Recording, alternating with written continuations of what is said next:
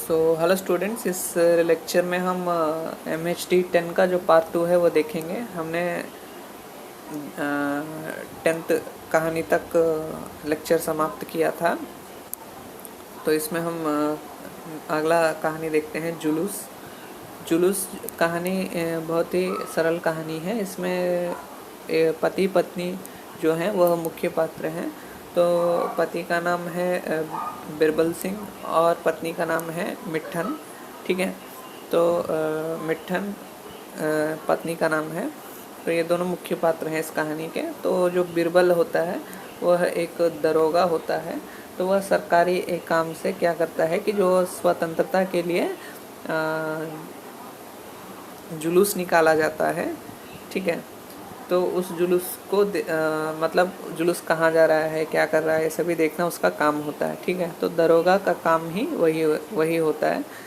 तो ऐसा देखता रहता है और उस जुलूस से वह कहता है बिरबल सिंह कि आगे मत आना, नहीं तो तुमको मतलब तुम लोगों को हम मारेंगे, ऐसा करके वो कहता है। लेकिन जुलूस आगे बढ़ता है तो बिरबल सिंह सभी लोगों पर लाठियां चलाने का आदेश देता है। तो इसमें बहुत कुछ घटित होता है और इब्राहिम नामक व्यक्ति की मृत्यु हो जाती है घोड़े के पैरों के नीचे पड़कर। ठीक है, तो जो बिरबल सिंह है वही मतलब उसके आदेश से ही ये सब होता है। तो उसकी पत्नी जो मिट्ठन होती है वो इस सभी चीज़ों से बहुत क्रोधित होती है बिरबल सिंह पर।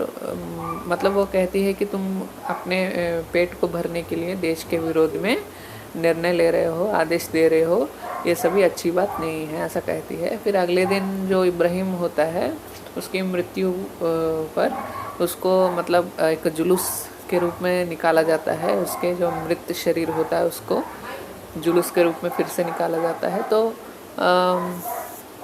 फिर से बिरबल सिंह वहाँ जाता है, लेकिन उसका अभी क्या करता है कि खाली वो क्या कर रहे हैं ये सभी देखता रहता है।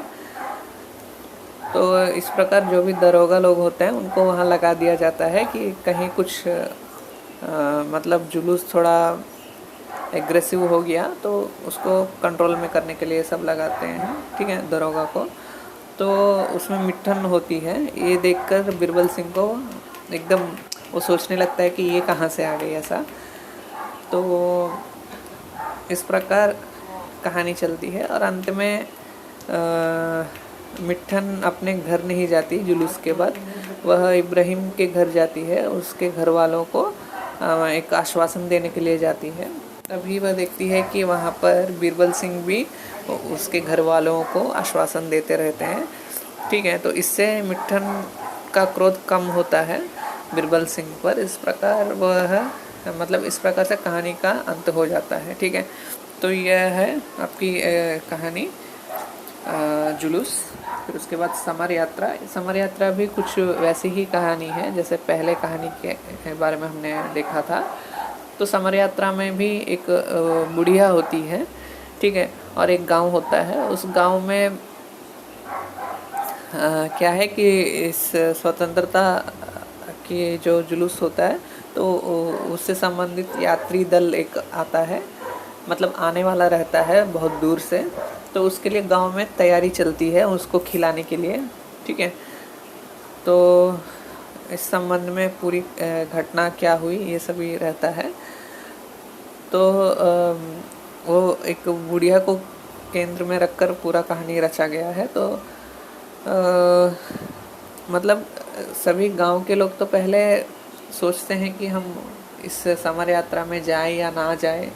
ठीक है, मतलब लाठियां पड़ेंगी ये सभी सोचते रहते हैं, लेकिन एक एक करके सभी उस यात्रा में जाने के लिए मान जाते हैं। ठीक है, तो यही कहानी है इसमें समर यात्रा में। ठीक है, फिर मतलब संक्षिप्त में मैंने बताने का प्रयास किया है। ठीक है, फिर आहुति में क्या है कि एक मतलब विश्वविद्यालय होता है, उसमें 3 विद्यार्थी होते हैं।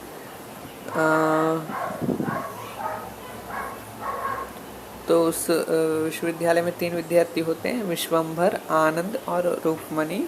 विश्वम्भर निर्धन होता है, आनंद धनिक होता है और उसके पास शिक्षा भी है। और रूपमणि इन दोनों का जो है मित्र है रूपमणि, ठीक है। तो रूपमणि जो है वो विश्वम्भर को चाहती है, लेकिन वह आनंद से भी बातें करती है। और जो विश्वम्भर है वह स्वतंत्रता के संग्राम में भाग लेता रहता है। तो इस प्रकार जो है जो विश्वम्भर होता है, ठीक है, विश्वम्भर जो होता है, तो यही इस कहानी का मुख्य पात्र है। तो स्वतंत्रता में जो स्वतंत्रता संग्राम होता है उसमें भाग लेने के कारण वह विश्वविद्यालय में अध्ययन करना छोड़ देता है बीच में। इस कारण से उसकी जो विद्या है वह भी पूरी नहीं हो पाती है। इस पर आनंद उसको डांटता रहता है। तो रूपमणि को ये सब अच्छा नहीं लगता है। और कहानी के अंत में रूपमणि जो होती है वह विश्वम्भर मतलब अपने गांव को जा रहा होता है, तो वहाँ जाकर उससे मिलती है। और इस प्रकार दोनों के विचारों में समानता होती है, उसको दिखाया जाता है कहानी के अंत में, ठीक है। तो ये कहानी है आहुति। फिर उसके बाद बलिदान एक कहानी है, ठीक है। एक कहानी और एक कहानी है बलिदान। तो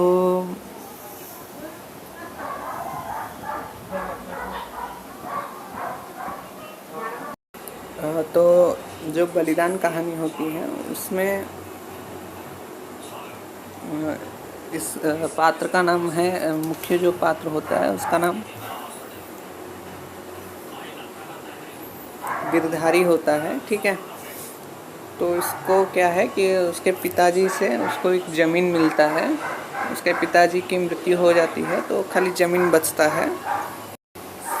तो उसको जो ज़मीन मिलता है उसको बचाने के लिए वो बहुत प्रयास करता है, लेकिन गांव के सभी लोग उसके ज़मीन को छीनना चाहते हैं, ठीक है। तो उसके ज़मीन को छीनने के लिए सभी प्रयास करते हैं। तो इस प्रकार चलता रहता है और अंत में उसको घर की बहुत सी चीज़ें बेचनी पड़ती हैं खाने के लिए, ठीक है। फिर उसके बाद एक बार वो सो रहा होता है तो उसकी पत्नी सोचती है कि ये तो सो रहा है तो मैं बाद में से उठाऊंगी। लेकिन जब सुबह होता है तो देखती है कि जो गिरिधारी है वो वहाँ नहीं है, लेकिन कहाँ गया है इसके बारे में किसी को पता नहीं चलता है, ठीक है। फिर उसके बाद कुछ दिनों के बाद ऐसा पाया जाता है कि जो उसका खेत था, उसका जो ज़मीन थी, जो उसका खेत था, उस वहाँ जो भी लोग जाते थे वहाँ उसको कोई भूत जैसा कोई दिखाई दे रहा है। तो वो सोचने लगे कि ये जो भूत है वह तो गिरधारी का ही हो सकता है, ऐसा सोचने लगे। लेकिन गिरधारी का क्या हुआ ये कहानी का अंत में नहीं बताया जाता है, ठीक है। तो एक संभावना है कि जो भूत है वहाँ वो गिरधारी ही होगा, ठीक है। तो कोई निश्चय नहीं बताया गया है कि क्या हुआ है उसका, ठीक। तो इस प्रकार बलिदान कहानी है। तो यहाँ पर बलिदान गिरधारी ने अपने खेत के लिए दिया होगा, ऐसा हम मान सकते हैं, ठीक है। फिर उसके बाद सुजान भगत। तो जो सुजान भगत है इसमें जो एक व्यक्ति होता है वो थोड़ा धार्मिक होने लगता है, ठीक है। तो धार्मिक हो जाता है तो जो घर के लोग होते हैं उसको थोड़ा कम महत्व देने लगते हैं। और मतलब वो बहुत परिश्रम करता था पहले तो, और धार्मिक होने के बाद भी परिश्रम करता रहता है। लेकिन सब लोग सोचते हैं कि इसका अब तो ये थोड़े बूढ़े हो रहे हैं तो इनको थोड़ा कम काम देना चाहिए, कम महत्व देना चाहिए, इनको अधिकार कम होने चाहिए, ऐसा सब सोचकर उसके अधिकार को लेते हैं। तो यह बात उनको सुजान भगत को अच्छी नहीं लगती। फिर भी वह अपने धार्मिक काम करते रहते हैं, अच्छे काम करते रहते हैं, सभी को दान देते हैं, ठीक है। तो ऐसा था कि जो गांव था उनका उसमें ऐसा सभी मानते थे कि जो सुजान भगत जो खेती करते हैं उसमें पैदावार बहुत अधिक होता है, ठीक है। तो परिश्रम भी ज़्यादा करते हैं। लेकिन उनके जो बेटे थे वो उनकी बात नहीं मान रहे थे और पत्नी भी उनके बात को नहीं मान रही थी। यहाँ तक कि किसी को दान देते समय भी उनको डांटा जाता था कि आप तो मेहनत नहीं करते लेकिन दान तो बहुत दे रहे हैं, ऐसा कहने लगे सभी। ठीक है, यह बात सुजान भगत को अच्छी नहीं लगती और वह फिर से परिश्रम करना प्रारंभ कर देता है, साथ में ही धार्मिक काम भी करता रहता है। तो फिर जब दान देने का समय आता है तो कोई उसे कुछ कह नहीं पाता, क्योंकि वह अपने परिश्रम का ही दान दे रहा होता है, तो उसको कोई कहने वाला नहीं होता। उसके सभी अधिकार वापस मिल जाते हैं, घर के सभी अधिकार सुजान भगत को वापस मिल जाते हैं, क्योंकि इतना परिश्रम वो करता है। ठीक है, तो कोई उसे कुछ कहने वाला नहीं होता। इस प्रकार से वो जो चाहे वो करता है, मतलब जो जितना दान देना चाहता है सभी को उतना दान दे देता है। ठीक है, तो जो फसल होती है उसको दान कर देता है बहुत सारा। ठीक, तो इस प्रकार इसमें बताया गया है कि जो परिश्रम करता है उसके पास अधिकार बना रहता है, ऐसा सुजान भगत में बताया गया है। ठीक है, फिर उसके बाद एक और कहानी है, दो बैलों की कथा। इसमें जो हमारे जानवर होते हैं उनका भी मनुष्य जैसा ही मन होता है। ठीक है, तो ये सभी इसमें दिखाया गया है। मोती और हीरा दो बैल होते हैं, लेकिन जो किसान उनको पाल रहा होता है वो उनसे अलग हो जाते हैं और बहुत सारी कठिनाइयों का सामना करके फिर उस किसान को मिलते हैं। इस बीच में बहुत सारी कठिनाइयाँ आती हैं। इस कठिनाइयों का वर्णन दो बैलों की कथा में दिया गया है। ठीक है, तो इसमें जानवरों का मन कैसे होता है, कैसे जानवर सोचते हैं, ये सभी उनकी क्या कठिनाइयाँ होती हैं, ये सभी दो बैलों की कथा में देखा जा सकता है। ठीक है, मतलब जो मनुष्य होता है वह जो जानवरों को एक कोई वस्तु जैसे देखता है, उनको उनके प्रति हिंसा करता है, तो इससे उनको कितना दुख पहुंचता है और कितना भय लगता है उनको, ये सभी दिखाया गया है। ठीक है, जैसे कोई मानव को कुछ करता है तो कितना भय या कितना दुख होता है, उतना ही दुख एक जानवर को भी होता है जब उसे मारा जाता है या फिर उसे दंडित किया जाता है या फिर ठीक है उसे बहुत सारे प्रकार की यातनाएं दी जाती हैं। ठीक है, तो बहुत सारे जानवरों को तो एकदम बिना कारण के ही मार के बहुत सारे व्यापार चलते हैं। तो इससे क्या है कि मतलब एक मानवीय दृष्टि से जानवरों को देखना चाहिए, यह बात भी दो बैलों की कथा में हम जान सकते हैं। ठीक है, और सवा सेर गेहूँ एक और कहानी है। सवा सेर गेहूँ में क्या होता है कि एक किसान होता है, वह सवा सेर गेहूँ जो है वह उधार में लेता है एक साधु को खिलाने के लिए, लेकिन वह जिससे उधार लेता है उसको क्या है कि एक साल में कुछ गेहूँ फिर से दान में देता रहता है हर वर्ष। तो वो सोचता है कि मैंने तो इसको सवा सेर से बहुत ही अधिक दान देता है उसको, लेकिन वो सोचता है कि मैंने जो उधार लिया था वह उधार तो मैंने उसी व्यक्ति को जब दान में बहुत सारे मान के हिसाब से गेहूँ दान में दिया तो उसमें चला गया होगा, लेकिन ऐसा नहीं होता है। जो व्यक्ति इसे सवा सेर गेहूँ एक बार दान देता है उसमें वह क्या करता है कि लिख लेता है कहीं कि इसको मैंने सवा सेर गेहूँ दान में दिया, मतलब दान में नहीं उधार में दिया है, ऐसा लिखता है। ठीक है, तो उसकी जो मात्रा होती है वो बढ़ती जाती है, उधार की मात्रा बढ़ती जाती है और सवा सेर गेहूँ के लिए जिसने उधार लिया है उसको बहुत सारा परिश्रम करना पड़ता है उसको चुकाने के लिए।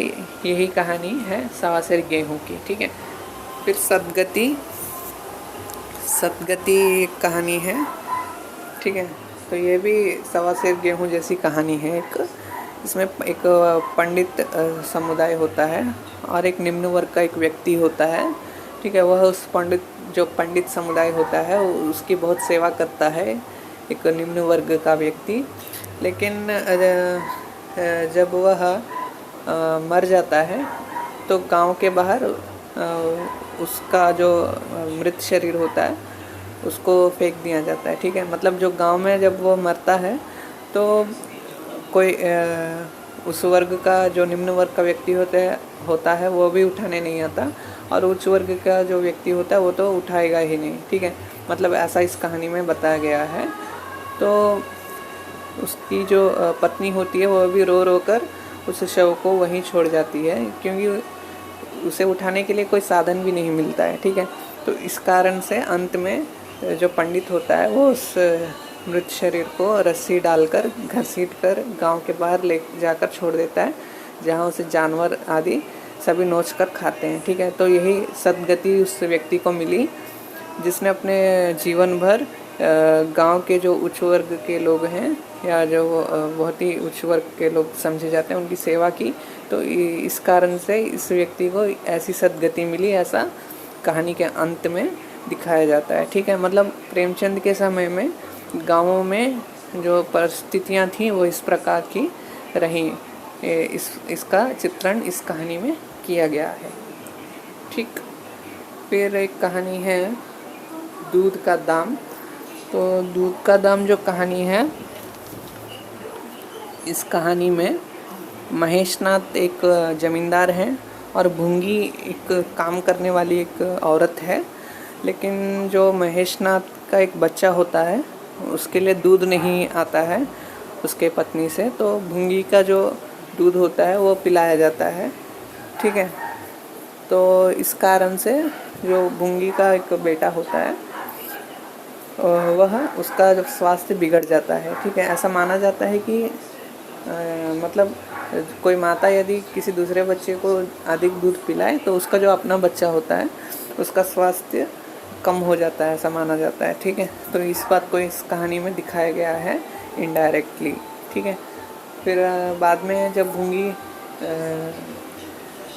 की मृत्यु हो जाती है तो जो भूंगी का एक लड़का होता है वह इस ज़मींदार के जो खाने के बाद जो बचता है उसको खाता रहता है और गांव में उसे सम्मान भी नहीं मिलता है, तो यहाँ वहाँ भटकता रहता है, ठीक है।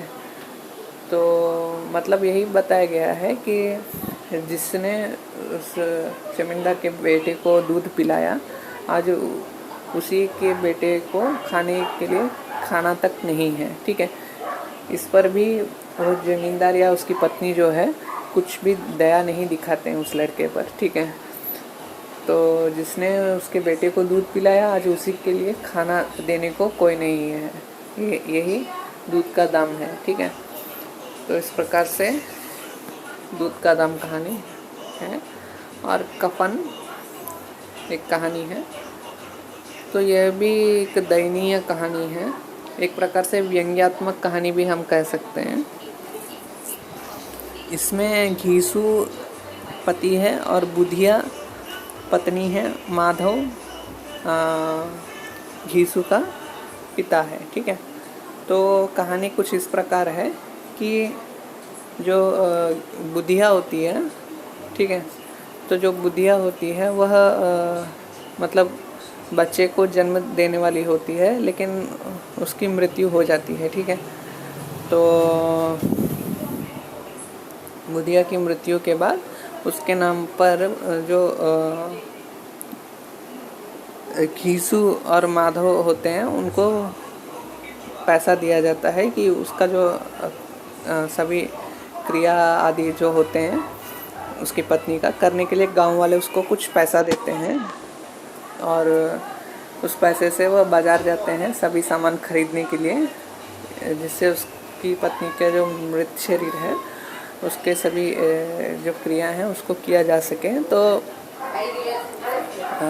दोनों सोचते रहते हैं कि हमने जीवन भर क्या अच्छा खाया है, कुछ भी तो नहीं, मतलब जीवन में हमने कुछ भी अच्छा देखा भी नहीं है और बुधिया भी कभी ये सभी देख नहीं पाई, इस प्रकार सोचते रहते हैं। और दोनों सोचते हैं कि बुधिया मर गई, यह अच्छा ही हुआ, क्योंकि वह अभी जीवित रहती तो और भी दुख देखती, ऐसा दोनों बात करते रहते हैं। तो दोनों की बातों में मतलब सुनने में तो हमको अच्छा नहीं लगता है लेकिन एक प्रकार से व्यंग्य है ये भी, ठीक है। तो मतलब हमारे समाज में किसी व्यक्ति को जीने के लिए भी मतलब साधन नहीं मिल रहे हैं, तो एक प्रकार से हमारे समाज पर भी एक व्यंग्य है, ठीक है। तो एक प्रकार से हम कह सकते हैं कि ये इसमें एक आंतरिक व्यंग्य है। बाहर से तो हमको दोनों ही पात्र अच्छे नहीं लगेंगे, घीसू और माधव, लेकिन मतलब वो कर भी क्या सकते हैं, ठीक है।